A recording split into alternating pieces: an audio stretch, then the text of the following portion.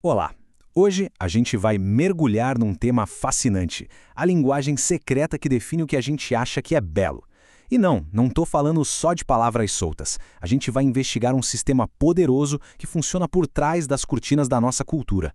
É o que chamamos de discurso. Para começar, olha só essa imagem. A gente vê uma mulher magra se olhando no espelho, mas o reflexo que ela enxerga é diferente. A imagem que volta para ela não parece ser a do corpo real dela.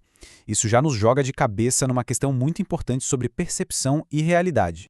E essa é a grande pergunta que vai guiar a nossa conversa. Se aquilo que a gente vê no espelho pode ser distorcido, então, o que ou quem está criando essa distorção toda? A resposta, como a gente vai ver, não está assim na superfície. Para desvendar esse mistério, a gente precisa ir além daquela gramática que aprendemos na escola, sabe? A gente precisa entrar no mundo da análise do discurso. É lá que as coisas começam a fazer sentido. Geralmente na escola, a gente estuda a língua em caixinhas separadas, né? Tem a caixa dos sons, a das palavras, a da sintaxe, mas a análise do discurso mostra pra gente que existe algo muito maior, uma cola que liga todas essas caixas. E mais, que conecta tudo isso com o mundo aqui fora, com a história e com a sociedade. Certo? Então vamos lá. Vamos definir a nossa ferramenta principal para montar esse quebra-cabeça. Afinal, o que é exatamente um discurso? Bom, de forma simples, discurso é qualquer pedaço de fala ou de texto dentro de um contexto. É ali, na linguagem, que as ideias, os valores e as visões de mundo de um grupo ou de uma pessoa se tornam concretas. É onde as ideias ganham corpo, sabe?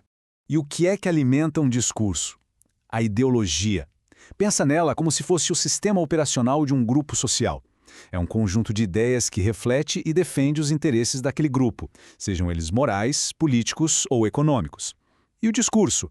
Bem, o discurso é o grande veículo que transporta essa ideologia. Ok, agora que a gente já tem as ferramentas, vamos botar a mão na massa. Vamos aplicar esses conceitos no nosso estudo de caso. Como o discurso sobre a beleza mudou, e mudou muito, ao longo da história. O ideal de beleza, gente, nunca foi uma coisa fixa. Se a gente olha para trás, na Grécia Antiga, o corpo masculino forte era o ideal. Já na Idade Média, por questões religiosas, o corpo era algo a ser escondido.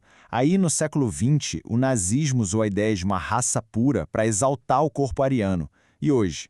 Hoje a gente vive um diálogo tenso, cheio de conflitos entre padrões super diferentes.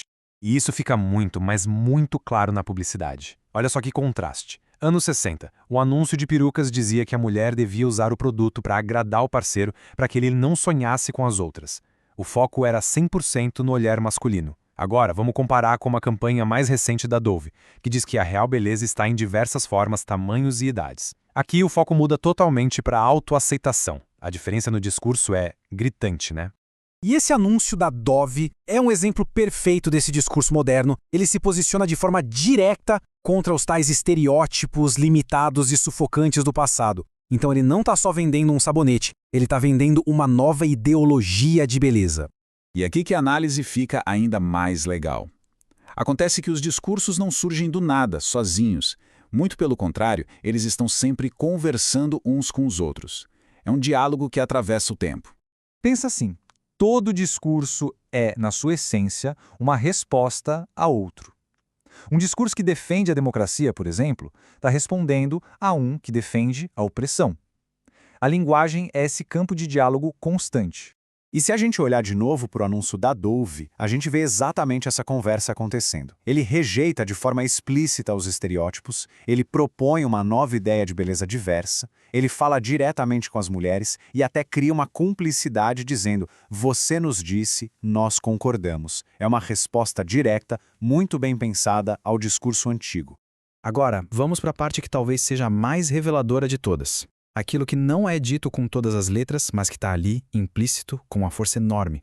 Dá uma olhada neste anúncio de batom, lá dos anos 40. Parece simples, né? Um batom vermelho, mas a mensagem principal dele, essa tá bem escondidinha. O próprio slogan já entrega o jogo. Deixe suas rivais em blackout. A beleza aqui não tem nada a ver com se expressar. Ela está sendo vendida como uma arma para ser usada num conflito. Então, o ponto central é justamente o que não foi dito. Esse anúncio só funciona porque ele ativa ideias que já existem na nossa cultura, mesmo que de forma implícita. A ideia de que as mulheres são rivais, de que a beleza é uma competição para chamar a atenção dos homens e que o valor de uma mulher depende da capacidade dela de vencer as outras. Pesado, né? E isso tudo nos leva à grande conclusão dessa nossa análise. A linguagem nunca, jamais é neutra. Ela é o campo de batalha, sabe? É o veículo através do qual a história, a sociedade e as ideologias moldam ativamente a nossa realidade e o jeito como a gente se vê e vê os outros. E para fechar, fica a pergunta para a gente pensar. Hoje, agora, quais são os discursos, aqueles que a gente vê e aqueles que estão escondidos, que estão definindo a nossa percepção de beleza, de sucesso, de felicidade? Agora que a gente tem essa ferramenta de análise, talvez seja possível começar a enxergar esses discursos por toda a parte.